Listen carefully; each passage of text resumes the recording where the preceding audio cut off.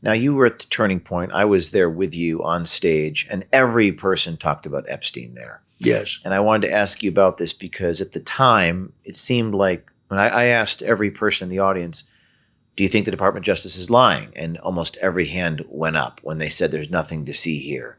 So there does seem the base is very upset. And I don't know if the issue is going to go away.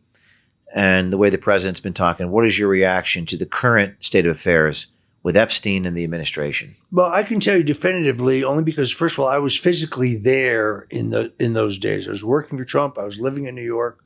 I never met Epstein, but I saw him from across the way in a ballroom at a charitable event full of people. And this is a time when the president was dating Melania before they were engaged. And they had some social interaction, but it is benign. Everything about their relationship is known. When the president says it's a hoax, he's not saying that Epstein was not a child sex trafficker. It was the Trump Justice Department that charged Epstein in 2019 with child sex trafficking and conspiracy to engage in child sex trafficking. What he was saying is all of these records have been in the custody of the Southern District of New York and in the New York office of the FBI. These are two hotbeds of Trump hate. These people hate Donald Trump. And therefore, there was a high probability, which we saw almost immediately, that the records had been salted with quote unquote evidence against Donald Trump. That's when the Wall Street Journal produced the famous birthday card. James, who types a birthday card? Who types a birthday card and then signs it? Answer, nobody. It's a fugazi. It's kind of obvious. So I think that's what he was saying. And I love to see these Democrats jumping up and down saying, I want full disclosure on Epstein. So do I. You know what's going to prove? Bill Clinton was on the island at least 4 times. Epstein imported 2 16-year-olds for his amusement. That's in Virginia Giuffre's testimony. And he was on the plane 26 times. Many times ditching his Secret Service detail. Do you think there are Republicans on that list? Not that I know of. I couldn't find any of them on the FAA manifest, and I couldn't find any of them in Epstein's phone book.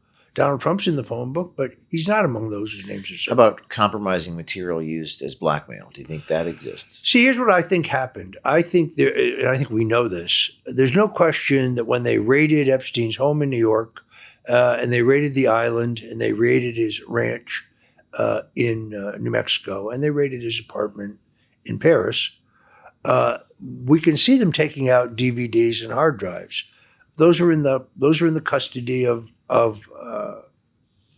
Mr. Wray's FBI. I think they were switched out.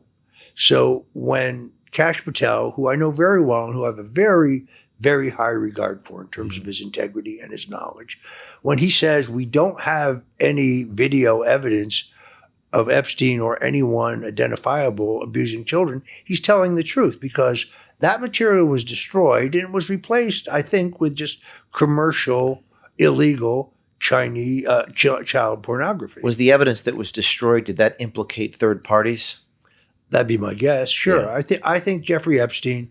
I had a source for my book, Steve Hoffenberg, who turned everything he told me turned out to be true. Hoffenberg had been the head of one of the largest Ponzi schemes in history, Tower Financial.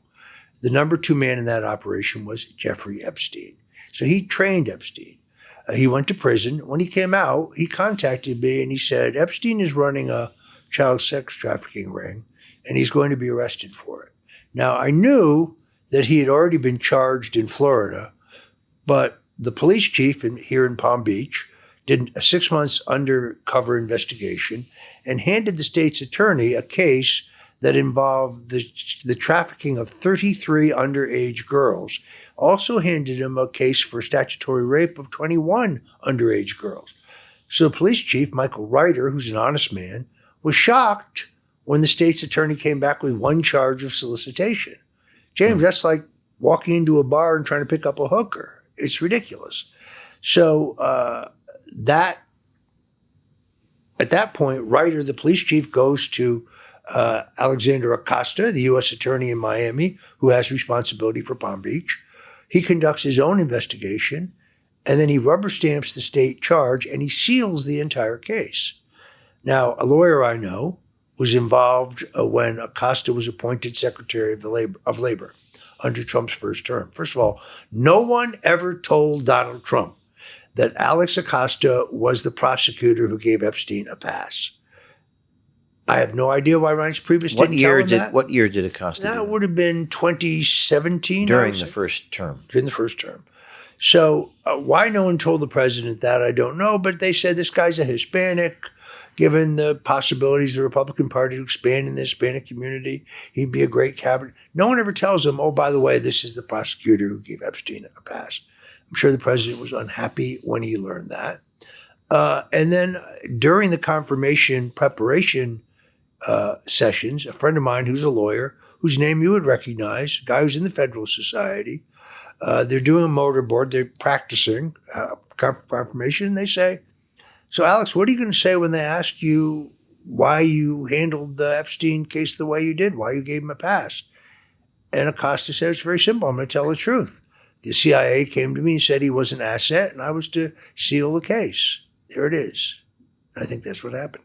This is James O'Keefe. You know me for exposing the truth and holding the powerful accountable. But today, I want to talk to you about protecting your own freedom, starting with your finances. Right now, the warning signs are everywhere. The Fed continues to print money, interest rates and inflation remain high, and everywhere you look, your hard-earned money just doesn't go as far as it used to. That's not your imagination, it's today's reality. If central banks are loading up on gold, why not you?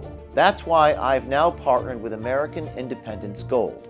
They're veteran-owned, and proceeds from every sale go to Tunnel to Towers, supporting our first responders and heroes. And listen, right now, the first 50 customers get a $1,000 credit towards their account. That's right, $1,000 to help you get started protecting your wealth with real, physical gold.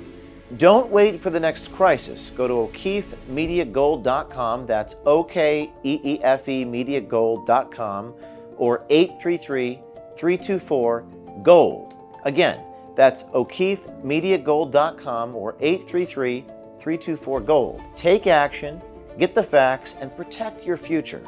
Because freedom isn't given, it's secured. This is James O'Keefe. Don't just watch history, own a piece of it.